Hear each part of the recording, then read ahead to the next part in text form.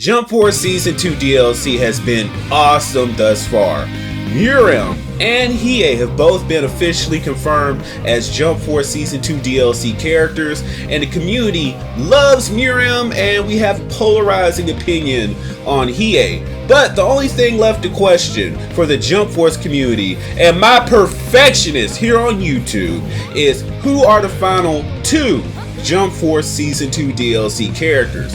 Well, in what is the single best Jump Force video here on YouTube, I, your host Perfection, the best undefeated player on the game itself, will be going over the Jump Force Season 2 leaked list that covers characters from both Bleach and JoJo's Bizarre Adventures. But before that, however, since I already know that you're going to love the content here from the god of the FGC and the anime FGC, go ahead and hit that subscribe button and click that notification bell to get the new anime info and discussions from anime games, ranked battles, news coverage from games like Jump Force itself, Dragon Ball Xenoverse 2, Dragon Ball Fighters, One's Justice 2, from the YouTube channel where the quality is in the name itself, perfection. So we're gonna jump right into Bleach, the series that is set to come back either 2021 or 2022. There's some kind of discrepancy with the exact date, but the greatness of the characters to choose from have no discrepancy. But a lot of people seem to have their heart set on content from the TYBW arc.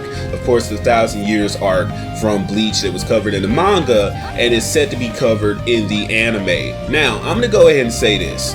I'm gonna go ahead and choose a representative from before the TYBW arc, and of course this is a fan favorite, top popular character in the anime, in the series. Of course I'm talking about Ulquiorra. Now, there's a reason I chose Ulquiorra, and a lot of people again are hedging their bets on the 1,000 Years arc.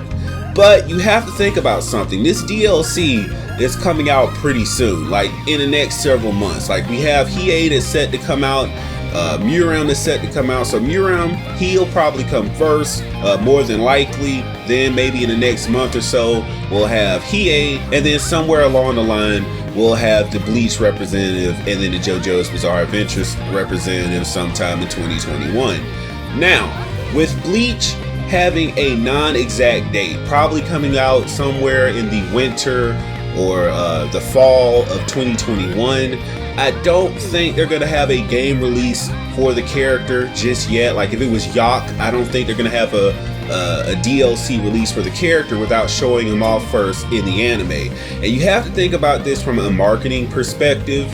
Like, why would they want to release the character that early ahead of the release of the anime? Like, they want to have this kind of thing tie in. So it's too soon to have a TYBW arc character. It just is. It just is. It's way too soon. Now, if this was like a month before the release of the anime, or if it was like a week or so after, just to cause a cross promotion effect, then sure, I could see Yak or any TYBW arc character be included in the game.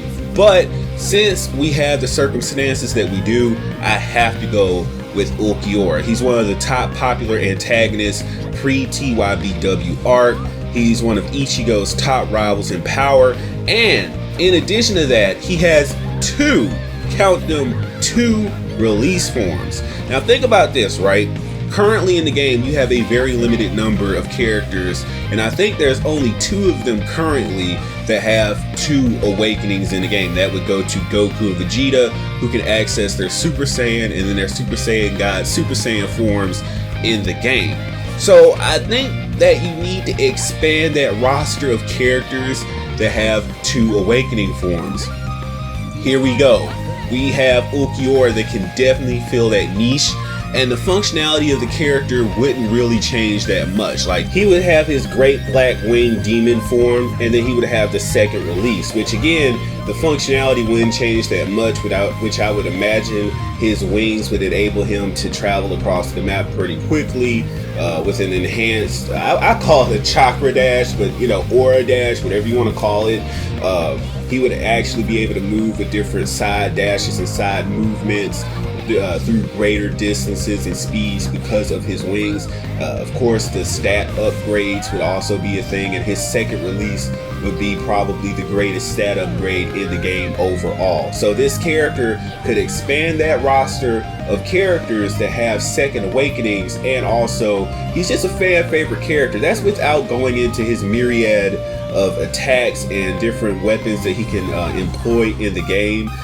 Of course, his different range of Seros and energy attacks. He could also have his Lance of Thunder and Lightning, which would be his ultimate attack, which would cause him to awaken, at least into his second release form automatically, which would skip the first release form, which would be his like basic awakening. But there's a lot of things that you can do with the Ulquiorra character that you really can't do with the TYBW characters. Like, he has his own, like, just a myriad of things going on. I mean, his awakenings, his attacks, his Seros, his everything that could, you know, be brought into Jump Force and make season 2 of the DLC just top notch, just truly top notch and to be remembered. So moving on to Jump Force Season 2 DLC's JoJo Bizarre Adventure DLC character for Jump Force Season 2.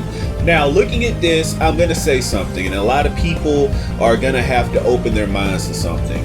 There has to be at least one female character per DLC. Just from a marketing standpoint and from the way that things have been working thus far, I think you're going to at least have one female character per DLC. I mean, look at Season 1. Beastie Kruger came from out of nowhere. She's not even a top popular character. No one really cared about the character. She served no particular purpose to Jump Force, but they made sure to get just one female character. And I mean, they could have gone with the Yu-Gi-Oh series, but of course Kaiba had to come first before someone like My Valentine. In Dragon Ball, they could have gone for like Android 18, or they could have gone for Android 21, Kefla. They could have pulled from anywhere from that particular series, but they went with Boo. But I feel like with this Season 2 of DLC, JoJo's Bizarre Adventure may potentially be the series that gets a female character out of the two. It's a very real possibility with a character like Lisa. Now, you're looking at a character who is the hormone master. Like a master of a forgotten but popular power or type of technique in the series. Of course, ripple effect for some of you manga readers out there.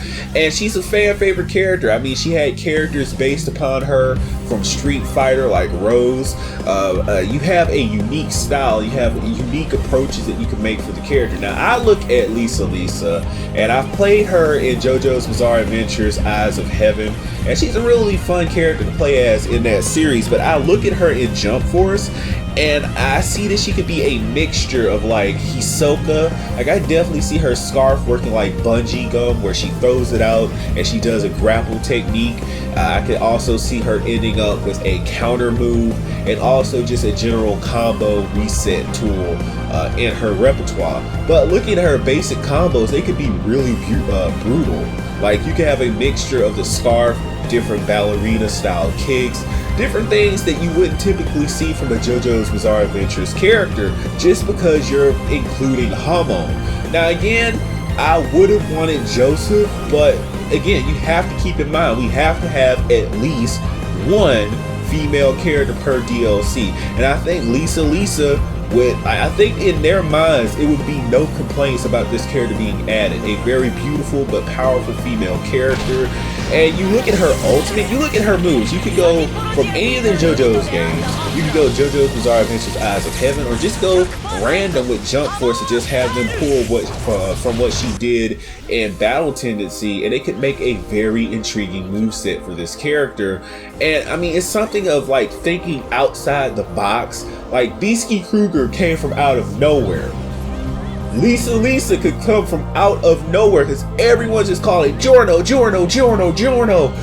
Josuke. And then occasionally you get your Polnareff, but you look at Lisa, there's a reason for this character to be added. The representation of Ripple/Hormone. Yes, and more yes. So you see in the gameplay on the screen, she has all the moves already. Like I can see her having like a, and I'm saying Hanzo from the Naurto series. Like I remember this because he had a discus style attack where he threw out like a little exploding chain, like he did like a little chain whip and he threw it out and it exploded. Like I feel like you could have that here in Jump Force with the Ripple scarf, where she just throws it out and it shocks the character in place. So she could be like a stun character. Like you could think about like that, like a paralysis character. And I mean, she could throw the scarf out from anywhere and it would be a glorified combo reset from anywhere, because like again, it would work like a paralysis. So bam, she throws the scarf out, it does its set amount of damage. I want it to be sizable, but it's also going to free you up for her combo. So it's so many different ways that you can go with this character, and the excitement and the intrigue is there. All they need to do, all the creators of Jump Force need to do, is just realize the greatness of Lisa. I know you like today's Jump Force Season 2 DLC characters lineup video. Go ahead and press that subscribe button with utter perfection and watch some of the videos linked down below in the playlist that pops up on your screen right now. Click that notification bell to get all the top anime, fighting games, and anime games information here on the place where the quality is in the name itself, perfection.